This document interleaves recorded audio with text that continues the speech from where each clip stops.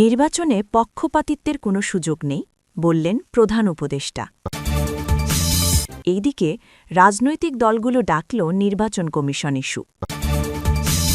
জানাব তারেক রহমানের ১১ রাষ্ট্রদূতের সাক্ষাৎ, নির্বাচনসহ নানা বিষয়ে আলোচনা।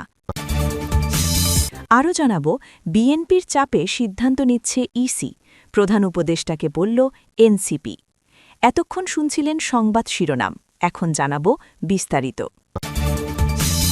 নির্বাচনে পক্ষপাতিত্বের কোনো সুযোগ নেই, এই স্পষ্ট ও দৃঢ় বার্তা দিয়েছেন প্রধান উপদেষ্টা। জাতির উদ্দেশ্যে দেওয়া এক বক্তব্যে তিনি বলেন, আসন্ন নির্বাচন হবে সম্পূর্ণ অবাধ, সুষ্ঠু ও নিরপেক্ষ। কোনো ব্যক্তি, দল বা গোষ্ঠীর প্রতি রাষ্ট্রযন্ত্রের পক্ষপাত দেখানোর প্রশ্নই ওঠে না। জনগণের ভোটাধিকার নিশ্চিত করাই সরকারের একমাত্র লক্ষ্য। প্রধান উপদেষ্টা বলেন, একটি গ্রহণযোগ্য নির্বাচন কেবল ক্ষমতার পালাবদলের প্রক্রিয়া নয়, এটি গণতন্ত্রের প্রতি রাষ্ট্রের দায়বদ্ধতার প্রতিফলন। তাই নির্বাচন কমিশন, প্রশাসন, আইন-শৃঙ্খলা রক্ষাকারী বাহিনী সবাইকে সংবিধান ও আইন অনুযায়ী দায়িত্ব পালনের নির্দেশ দেওয়া হয়েছে। কোনো অনিয়ম বা প্রভাব বিস্তারের অভিযোগ পেলে তাৎক্ষণিক ব্যবস্থা নেওয়া হবে বলেও তিনি জানান। তিনি আরও বলেন, অতীত অভিজ্ঞতা থেকে শিক্ষা নিয়ে সরকার এবার আরও কঠোর নজরদারি ব্যবস্থা গ্রহণ করেছে।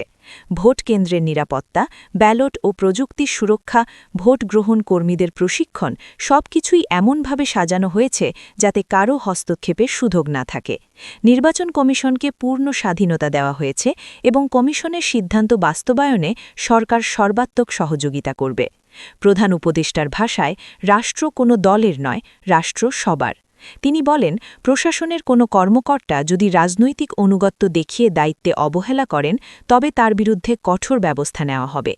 একই সঙ্গে রাজনৈতিক দলগুলোকেও সংযম ও দায়িত্বশীল আচরণের আহ্বান জানান তিনি।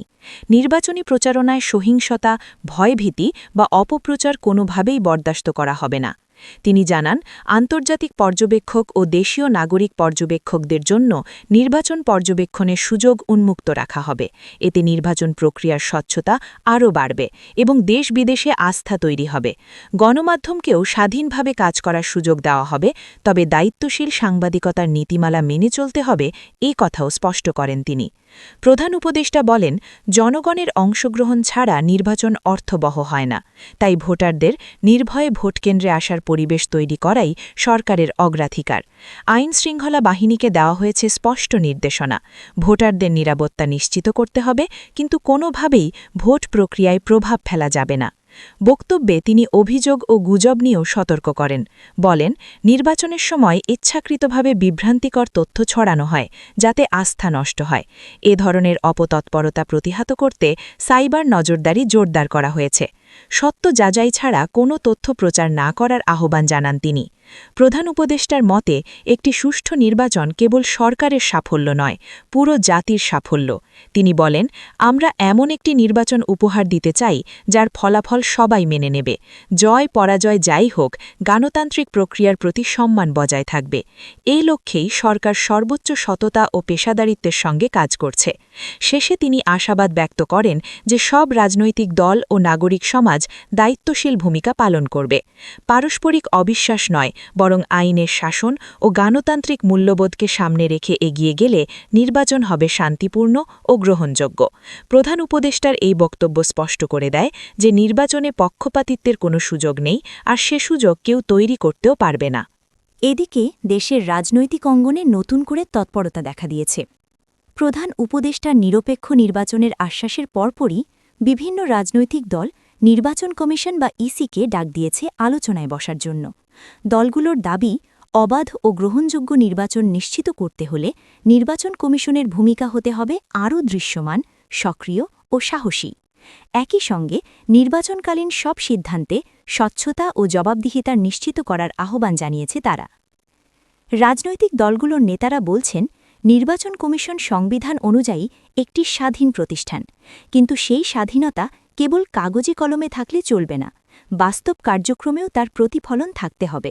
তাই নির্বাচন আয়োজনের প্রতিটি ধাপে ইসির পরিকল্পনা, প্রস্তুতি ও সিদ্ধান্ত সম্পর্কে রাজনৈতিক দলগুলোর সঙ্গে খোলামেলা আলোচনা জরুরি বলে মনে করছেন তারা।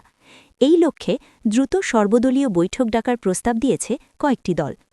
দলগুলোর মতে নির্বাচনের সময় মাঠ পর্যায়ে প্রশাসনের ভূমিকা অত্যন্ত গুরুত্বপূর্ণ। অতীতে বিভিন্ন নির্বাচনে প্রশাসনের নিরপেক্ষতা নিয়ে প্রশ্ন উঠেছে। কথা উল্লেখ করে তারা বলছেন, এবার যেন সে ধরনের অভিযোগের সুযোগ না থাকে। এজন্য নির্বাচন কমিশনকে স্পষ্ট নির্দেশনা দিতে হবে জেলা প্রশাসন, পুলিশ ও সংশ্লিষ্ট কর্মকর্তাদের। কোনো অনিয়ম বা পক্ষপাতিত্বের অভিযোগ উঠলে দ্রুত ও দৃষ্টান্তমূলক ব্যবস্থা নেওয়ার দাবিও জানানো হয়েছে।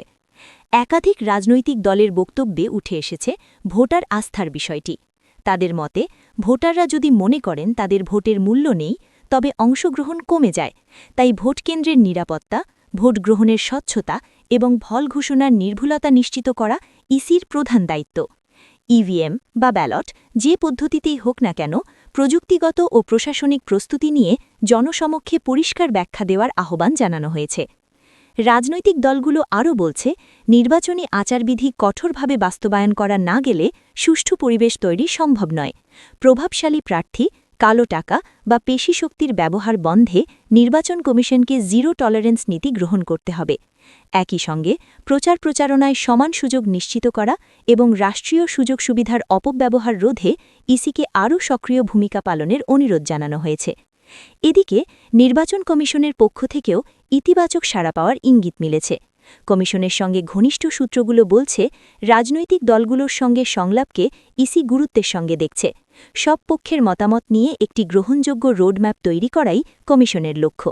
তবে কমিশন এটাও স্পষ্ট করেছে যে সংবিধান ও আইন বহির্ভূত কোনো চাপ বা প্রস্তাবে তারা সাড়া দেবে না। সব মিলিয়ে রাজনৈতিক দলগুলোর এই উদ্যোগকে অনেকেই ইতিবাচকভাবে দেখছেন। বিশ্লেষকদের মতে, নির্বাচন কমিশন ও রাজনৈতিক দলগুলোর মধ্যে নিয়মিত ও গঠনমূলক যোগাযোগ থাকলে নির্বাচন নিয়ে অবিশ্বাস অনেকটাই কমবে। এখন দেখার বিষয় এই ডাক কতটা ফলপ্রসূ হয় এবং নির্বাচন কমিশন কিভাবে এই প্রত্যাশার প্রতিফলন ঘটায়। গণতন্ত্রের স্বার্থেই সবার চোখ এখন ইসির দিকেই নিবদ্ধ। রাজনৈতিক অঙ্গনে নতুন করে আলোচনার জন্ম দিয়েছে বিএনপির ভারপ্রাপ্ত চেয়ারম্যান তারেক রহমানের সঙ্গে ১১ দেশের রাষ্ট্রদূতের সাক্ষাৎ। লন্ডনে অনুষ্ঠিত এই বৈঠকে আসন্ন জাতীয় নির্বাচন সহ বাংলাদেশের সামগ্রিক রাজনৈতিক পরিস্থিতি, গণতন্ত্র, মানবাধিকার এবং অংশগ্রহণমূলক নির্বাচনের পরিবেশ নিয়ে বিস্তারিত আলোচনা হয়েছে বলে সংশ্লিষ্ট সূত্রগুলো জানিয়েছে। কূটনৈতিক মহলে এই সাক্ষাৎকে অত্যন্ত তাৎপর্যপূর্ণ হিসেবে দেখা হচ্ছে। বৈঠকের শুরুতেই তারেক রহমান বাংলাদেশের বর্তমান রাজনৈতিক বাস্তবতা তুলে ধরেন। তিনি বলেন, একটি গ্রহণযোগ্য ও অংশগ্রহণমূলক নির্বাচনই দেশের রাজনৈতিক সংকট উত্তরণের একমাত্র পথ। তার বক্তব্যে উঠে আসে, নির্বাচন যদি জনগণের আস্থা ও আন্তর্জাতিক মানদণ্ড অনুযায়ী না হয়, তাহলে তার গ্রহণযোগ্যতা প্রশ্নবিদ্ধ হবে।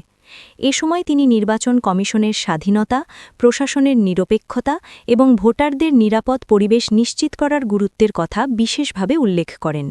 সাক্ষাতে উপস্থিত রাষ্ট্রদূতদের মধ্যে ইউরোপ, উত্তর আমেরিকা ও এশিয়ার একাধিক প্রভাবশালী দেশের প্রতিনিধি ছিলেন বলে জানা গেছে। তারা বাংলাদেশের নির্বাচন পরিস্থিতি, রাজনৈতিক দলগুলোর অংশগ্রহণ এবং সহিংসতামুক্ত পরিবেশ নিয়ে আগ্রহ প্রকাশ করেন। কূটনীতিকরা জানতে চান, বিএনপি কোন ধরনের নির্বাচনী পরিবেশ প্রত্যাশা করে এবং সেই লক্ষ্যে দলটির রাজনৈতিক অবস্থান কী। তারেক রহমান জবাবে বলেন, বিএনপি সবসময় শান্তিপূর্ণ ও গণতান্ত্রিক আন্দোলনে বিশ্বাসী। তিনি জোর দিয়ে বলেন, আমরা ক্ষমতার জন্য নয়, জনগণের ভোটাধিকার প্রতিষ্ঠার জন্য রাজনীতি করি। তিনি আরও জানান, নিরপেক্ষ সরকারের অধীনে নির্বাচন, সমান মাঠ এবং মত প্রকাশের স্বাধীনতা নিশ্চিত হলে বিএনপি নির্বাচনে অংশ নিতে প্রস্তুত। আলোচনায় মানবাধিকার পরিস্থিতিও গুরুত্ব পায়। তারেক রহমান অভিযোগ করেন, রাজনৈতিক মতের কারণে বিরোধী দলের নেতাকর্মীরা নানা ধরনের চাপ ও হয়রানির মুখে পড়ছেন।